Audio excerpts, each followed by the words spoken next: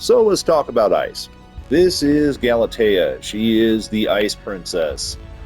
As you can see, she is dressed in her seasonally appropriate and completely worth her weight of attire. We're going to test on the single target dummy. I'm going to show you a couple of things just so we're on the same page regarding what I do and do not use at this point in conversation. That way you kind of establish what your own test results will look like from there. At this point, we don't have any buffs active, no current effects, no Omega, no DPS buff, none of those fun things. You can run those, and you probably should test while you're running those just to see what the difference is. It's eye-opening, and it can be a lot of fun, but that's, that is a tomorrow thing. It's not a today thing. So, today thing, these are my allies. I've got Hotfoot, Kryptonian Channeling. I'm not running an ally that changes my damage output at all necessarily. Kryptonian Channeling is because I don't have Solar Amp. If you have Solar Amp, obviously you don't need Superman. And then Hotfoot, I like the extra mobility. It's just really nice, especially when you're running a ice character. It allows you to kind of control the battlefield through mobility a bit more. Ice has a lot of mobile channeling going on, so it plays into that. Over here to the inventory screen, I don't really have too many surprises in my mods blast adapter. I do have the ultimate supercharge mod on right now, so if you're going to be using supercharge in your build, bear in mind mine is going to move a little faster than yours is in the test unless you put one of those on too, but everything else is pretty standard.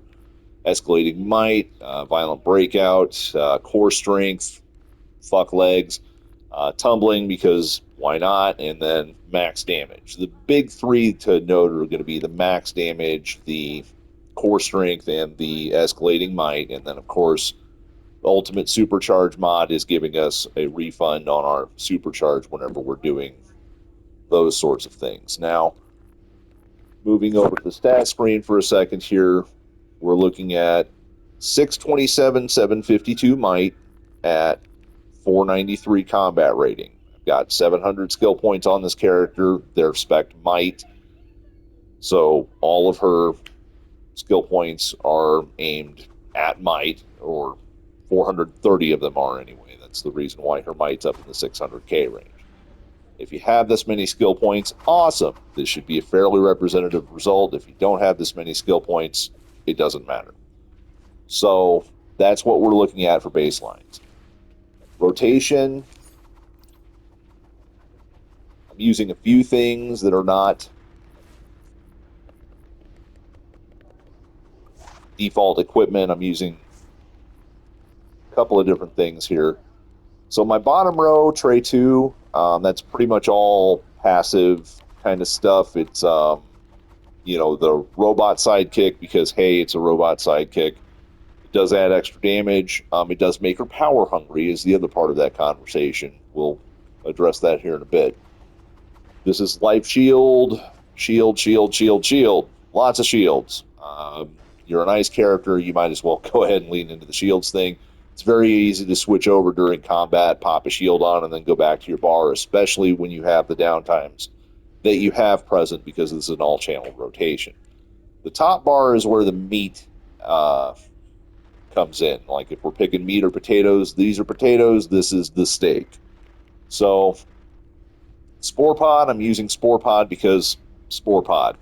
Spore Pod is an excellent single target and even a good AoE move. It basically provides the effect of both a DOT and a double burst throughout the course of its use. It does only affect so many targets, which is fine because it does an excellent job with the targets it affects. Wintry Tempest, power interaction applicator that inflicts frostbites on enemies. It's also one heavy DOT in a large AoE area around whatever target you affect with it. It's a bread and butter move.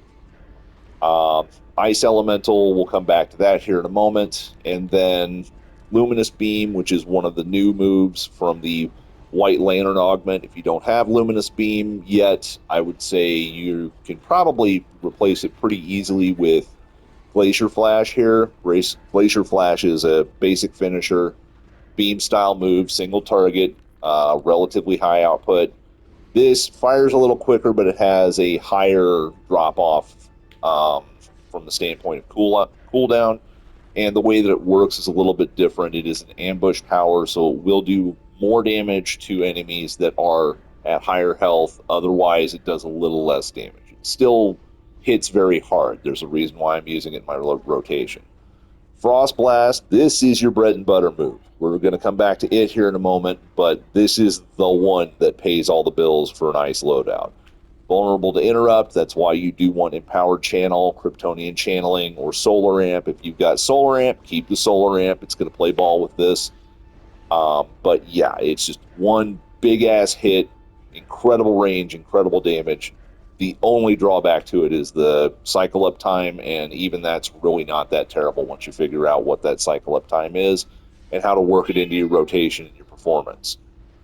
Last move I'm using right now, Avalanche. Avalanche isn't necessary. You can replace it with something else. I use Avalanche because Avalanche is multiple targets, multiple hits, and it's a mobile move. So it does 3 different things all at the same time. Plus, I'm only using it once in my rotation, so it gives me a chance to reposition. While I'm using it in the rotation, it does provide an AoE option, a little bit of support there, and it's a very quick move is the other part of that conversation. So that's what's on the menu. We go over here to the Ice Elemental DPS bar, because you do want to set the Ice Elemental DPS bar up first. Usually I have this over here and this right there. Kind of playing with layout here, so we'll walk you through how all this works here in a moment. But yeah, sidekick on the bottom bar. I didn't put any shields in the Ice Elemental DPS loadout because, to be blunt, you probably shouldn't be messing around with shields while you're using your supercharge. I'm going to go ahead and put this guy in there just for S&G. There is probably time to use it, but it's not absolutely essential that you have it. But the Ice Elemental loadout is basically identical to my other loadout. We've got the Spore Pod, Tempest, Avalanche, Blast, Luminous Beam. The only difference at all is the fact that we put Soul Signature in here. We put Soul Signature in here instead of the other bar for a reason, because it is kind of a risk-reward move, but a lot of the risk-reward portions of it shine when you have a supercharge active. In a standard situation, it becomes a little bit of a hindrance. Plus, extra space in your rotation, things like that. This is just a good place for it to be. Now, we're going to move over to the actual testing part now. We're going to do single target. We're just going to do a few rotations here. I guess we're going to go over to the dummy over here because somebody really, really needs attention today. All right, and here we go.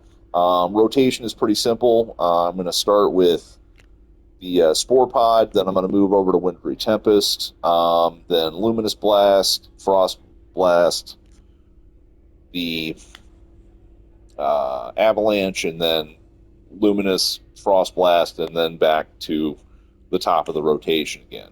Once I have enough supercharge to activate Ice Elemental, we'll go ahead and activate that. Now, I'm going to do this without any pets or anything else at the moment, just to kind of give you an idea as to what it looks like on its own. And here we go. Now, as I'm doing this, I do weapon taps instead of jump canceling between the moves. There's a reason for that. This is an ice character, you're channeled, you're not a combo character, so you don't necessarily have to use jump canceling as your primary form of getting things taken care of. You do still want to use the tap cancels because it helps cut off your dovetails and put you in a position where your next move fires just a little bit faster. But since it's mostly channeled anyway, there's only so fast you can make it go. Now, if you want to chop off a channeled move midway in between, that's pretty easy to do. That you want to use jump canceling for. Or you can use roll canceling if you just want to get the hell out of the way. Boom, boom, boom, boom, boom, wow. And if you can see in here, like some of the attacks are doing pretty meaty damage when you have the Ice Elemental up.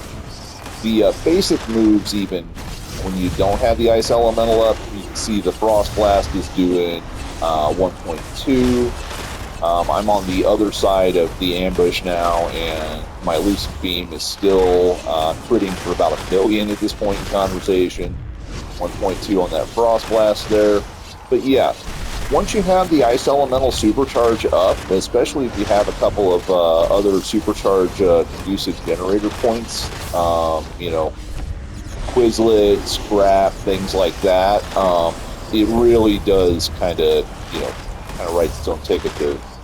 Yeah, it was 1.7 out of the Lucent. Oh, didn't have enough time for the last Frost Blast there. But yeah, as you can see, she's just cranking them out. Now, the nice part about this is, most of the time,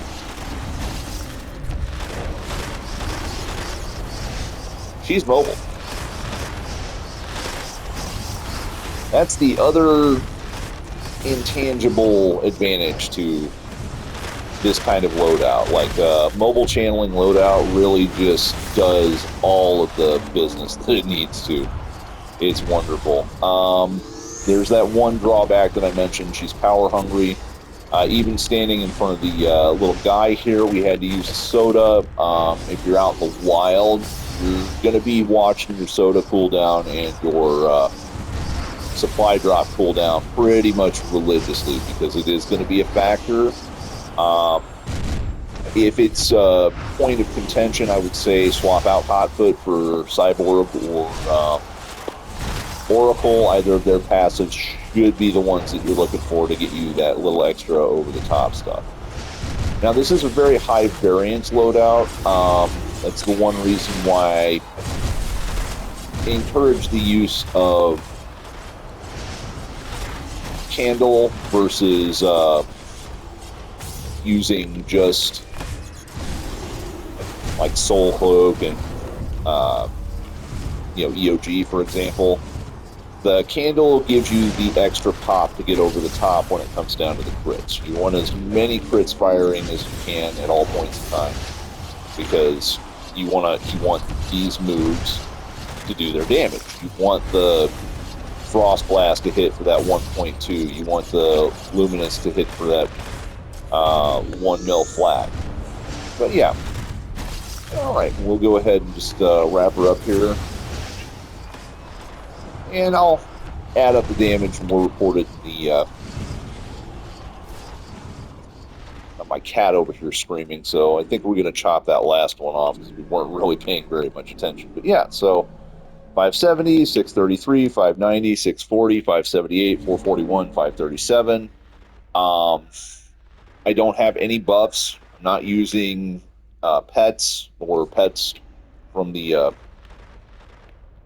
any of those guys over there. I'm not using any of the trinket pets. I'm not using the backup. I'm not using an orbital. I'm not using any secondary buffs. I'm not using the supply drop. That's all fairly naked, which means if you pour any of those things on top of this, you're going to get that topper, you know, higher performance out of it. So, yeah, I'll go ahead and wrap it up, and we'll toss the video up. Hopefully this helps get you some direction on your own guy there.